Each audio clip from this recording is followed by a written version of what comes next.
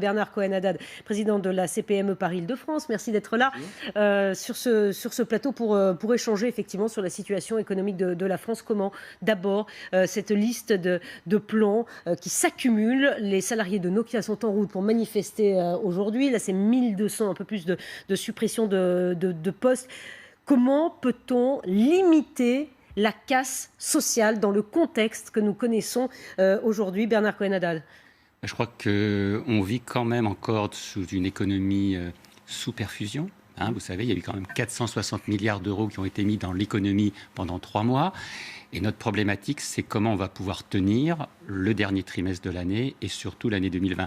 Hier, il y a l'OCDE qui a lancé son rapport, qui a présenté son rapport. Plus de 30 millions d'emplois devraient être détruits d'après l'OCDE. Vous l'avez bien vu, Pascal. Et surtout aussi 8,3% de PIB en moins dans la zone euro. C'est phénoménal. Et moi, je m'inquiète peut-être de la relative innocence d'un certain nombre d'intervenants qui nous disent que l'automobile reprend, que le bricolage reprend. Je crois que tout ça, c'est temporaire et que nous devons être extrêmement attention. Notre problématique quand même, c'est faire attention à ce que nos entreprises ne baissent pas leurs marges dans les TPE-PME, parce que c'est vrai qu'on a eu quand même un semestre extrêmement difficile et au bout d'un moment, on ne pourra plus payer ni les salaires et que l'intérêt, c'est qu'on ait une relance de la consommation. Bernard Cohen-Haddad, vous disiez qu'il faut relancer la consommation, mais ce que dit Céline Verzeliti, et on l'entend effectivement, si les gens perdent leur emploi, comment faire pour relancer la consommation si on se retrouve avec des milliers, voire des centaines de milliers de personnes qui vont être au chômage à la rentrée? C'est justement ça le problème, si vous voulez. Le problème, on l'a vu que les 2 mesures phares de ces 3 derniers mois, c'était le soutien financier aux entreprises, vous savez, le prêt garanti par l'État, le fonds de solidarité, les fonds résilience de la région, la baisse d'un certain nombre de charges sociales et fiscales, l'exonération d'un certain nombre de loyers. Parfois, c'était une suspension, ce qui était beaucoup moins agréable.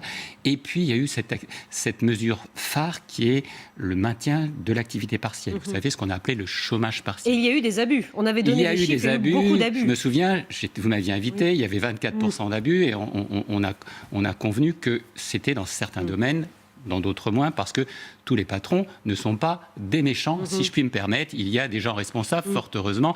C'est pour ça que je me suis engagé dans le syndicalisme patronal. Mais aujourd'hui, notre préoccupation, elle est de sauvegarder l'emploi. Vous avez évoqué tout à l'heure justement qu'il y a aussi, depuis 2017, les APC, ce qu'on appelle les accords de performance collective, qui demandent dans les grandes entreprises à des salariés de faire des efforts en contrepartie du maintien de l'emploi. Ce que l'on dit, nous, c'est que dans la mesure où on demande des efforts, il faut aussi que quand ça va mieux, il y ait une sorte de rétribution. Et c'est pour ça qu'on souhaite le développement de la prime, qui sera une prime défiscalisée. On l'avait évoqué l'année dernière. Aujourd'hui, elle est limitée. Et puis, le développement de la participation et de l'intéressement. Parce qu'effectivement, si sur 2020, il y a ce qu'on appelle une contraction de la demande, c'est-à-dire que la demande est quand même maintenue, parce que vous l'avez évoqué tout à l'heure dans votre journal, et je l'ai appris moi en arrivant, il risque d'avoir une deuxième vague sanitaire. C'est extrêmement inquiétant.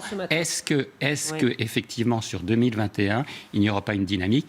Notre préoccupation, et je pense qu'on sera d'accord tous les deux là-dessus, c'est de sauvegarder les emplois les plus fragiles, c'est-à-dire ceux qui sont au SMIC, 2,5 fois le SMIC, l'emploi des jeunes, ceux des femmes isolées, et puis aussi l'emploi des seniors. Reconnaissez quand même que dans certains organismes publics, je prends IDF Mobilité, aujourd'hui, il y a une vraie problématique d'équilibre du budget, 2 milliards 600 millions d'euros de pertes. Et donc, c'est une vraie problématique. Il faut aussi équilibrer à la fois la perte et l'augmentation des salaires.